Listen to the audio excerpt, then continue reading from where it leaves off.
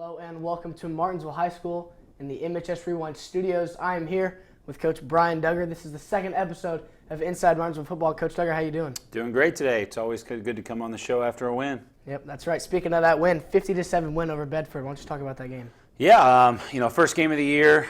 Usually a lot of mistakes, a lot of kind of learning on the fly. But we got a lot of guys back, a veteran group, and I thought we came out and played really, really well on both sides of the ball. And did what we're fully capable of doing against Bedford, and that kind of reflected in the final score. Mm-hmm. How did that defense look that night? I know we had some studs. Yeah, our defense was great. I thought they flew around, made some big plays. I think they had -9 rushing yards on the night, so our box played really well. Outside of a couple big plays in the passing game here and there, I think we only gave up 2 big throws. Everything else was kind of dink and dunk against us, which we're kind of allowing to happen a little bit. But we flew up, made some plays, and really proud of our defense and how they played. And how about that offense? Because you have a new running back, senior Austin Pryor, rushed for about 180 yards. Yeah, he finished 187 yards. We kind of figured Austin could do the job. The coaching staff felt like in this offseason he could be the guy, being our freshman quarterback and kind of a run-first offense at that level when he was a freshman. We felt like he had the tools. He just needed to kind of learn the system and learn what that job entailed. And obviously, he had a great night. You guys did a great job paving the way up front. A.J. Reynolds had a great game kind of running the show and driving the car. And our guys out wide made plays. Mason Dotson, Hunter Stroud, Draven Sanders, those guys made plays. And it goes a long way for the success that we had for those types of guys to do those things. Yep. And those highlights were uploaded by Carl Van Deventer. We'll play those highlights right now, and we'll talk about a few of them. Again, you see here, like we talked about, I thought our box was great. I thought Noah Sumner, Mason Kirkhoff, Don Mercer were great all night. Landon Potteroff was in the backfield a bunch, so was Levi Reuter. Mason Simzak there with a big tackle, Levi. I thought they just flew around and played really, really good football. Put pressure on a young quarterback. First half felt like he was running for his life a little bit. They made some adjustments in the second half and started kind of, like I said, dinking and dunking, getting the ball out a little quicker, which kind of slowed our pass rush down, but it really prevented what they really wanted to do. And, this is our first touchdown of the year, big over-the-top play-action pass. A.J. does a great job of buying a little extra time and gets the ball to Hunter, and Hunter finds his way into the end zone and gets us on the board. So that was kind of a good start there for the offense. And then kind of back to, again, what the defense was doing. He was leaning again, Potter's second sack, just really getting after the quarterback. And again, they had to make some drastic changes to how they kind of approached it. Nice seeing A.J. run the ball a little bit, something I think that kind of brings to the table a little bit more this year than maybe last year. Just something that he's solid with. And then anytime the ball's in Hunter's hands, we feel really good offensively. We feel like he's really dynamic in what he does and just all around a really good football player. That's why he's all-state last year, all-conference. It's no secret we want to get him the ball.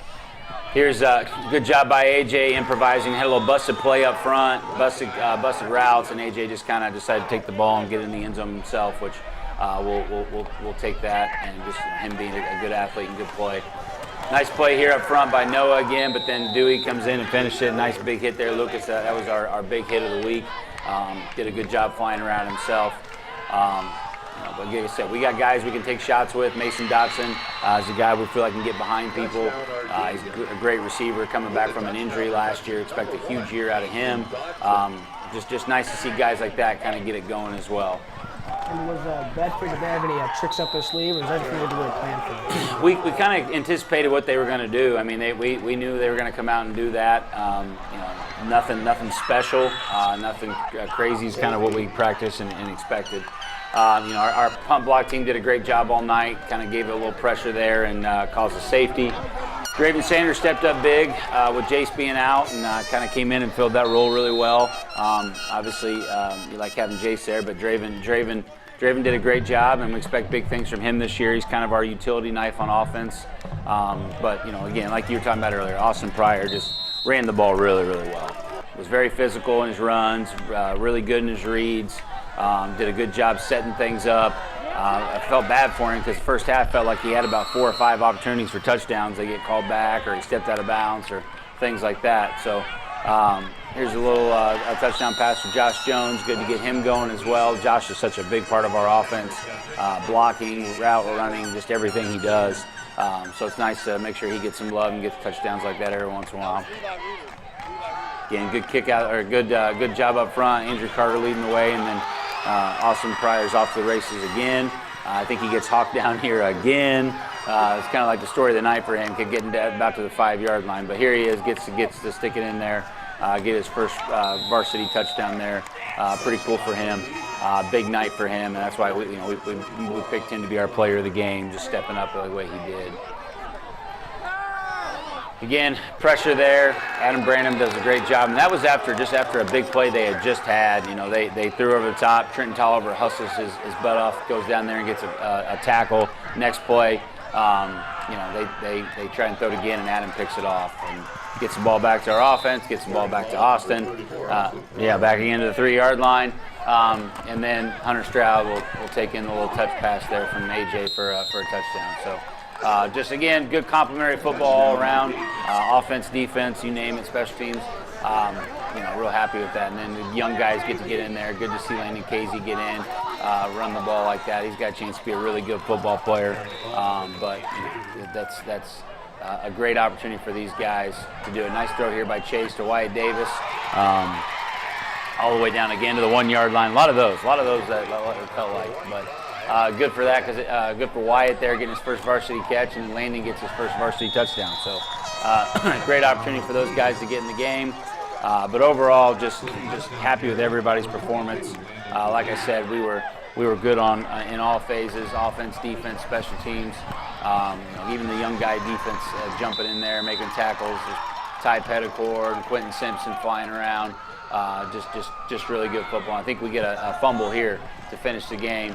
Bradley Willison does a good job, and then if I remember right, Joel Sumner comes up with the fumble. So it was good not only to see our varsity guys with that complete game with the offense, defense, special teams, but it's good to see here our young guys stepped in, kind of did the same thing. You got the offense coming in, scores touchdown, defense comes in, gets stops. So all around, just a great program game, great win for us, and we did our goal for the week. We went 1-0, and now it's time to move on to the next one. That's right. So this week is Bloomington South week, big week in the community. And the heat's been a bit of a problem, so we've actually had morning practices. We'll talk about a few of those. Yeah, so we've had to make some adjustments, with the heat indexes and stuff with the health and safety. We've not been able to go in the afternoon the way we'd like to, normally would. We've had to make some adjustments and go in the morning, which has been great. I think we've done a great job. It helps we're a veteran team. It helps we got some great leaders, and our kids show up. They're there at 6 o'clock in the morning. We get a good practice in with our pads on, and then we can just do stuff in the afternoon that doesn't allow us to have pads on. So, it's been a weird week. It's been an odd week, but we're big on the E plus R equals O. The event plus reaction equals outcome. All we can control is ourselves, and I feel like our kids did a great job this week of you guys showing up, getting after it at 6 a.m. and not letting that impact kind of what we need to get done this week. Right. So, Coach, this is your 5th year at Martinsville being the head coach. So how does it feel, getting that rivalry against Bloomington South? I mean, I hope you dislike purple a little bit more every year. Yeah, for sure. Well, the thing for me is I've been going against Bloomington South since I was in high school. I played them when I was at Franklin Central. Then, I go to Southport as a coach there and coached there for 13 years, and they were in our conference. So we played Bloomington South every year. Always really good games because they're so well coached and such a great history program. You come here and, I've never really liked Bloomington South, never really had like a love for them or anything. But you come here and it's kind of, Martinsville's got this hate for them a little bit, and the rivalry and the history. And, so it's nice to kind of build on that and go with it. So obviously I love it. I love going against them. They're a great program, and I like playing great teams. I feel like that's where you get better. You find out where you're at as a program and as a team, and I'm really excited for this Friday night. Yep.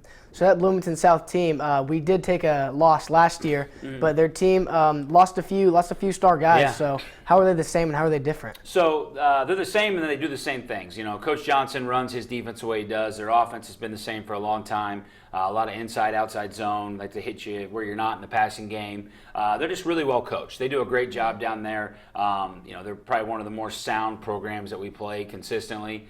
But yeah, they got like 17 new starters. They had they were a very experienced team last year. You know, the kind of roles are reversed a little bit. We're more the experienced team. They're the younger team with a lot of talent. And I kind of felt like that was the way it was last year. So, you know, they're going to be young.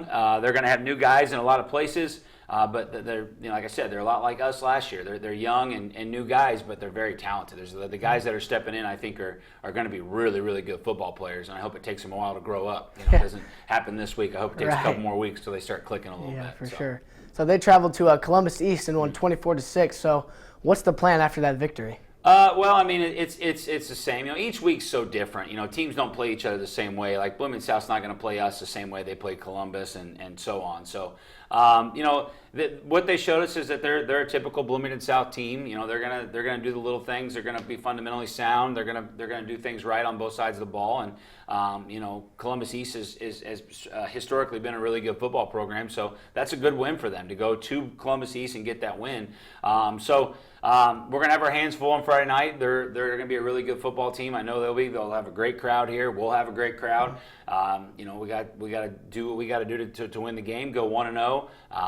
You know, if we do the things we're supposed to and play artesian football, I like our chances. I love it. Last question here, Coach. So Friday night's creeping up. What are the keys to the game? What do the Artesians need to do to secure that victory? Yeah, so offensively, it's you know, we got to do what we always do, and that's take care of the football and win our matchups.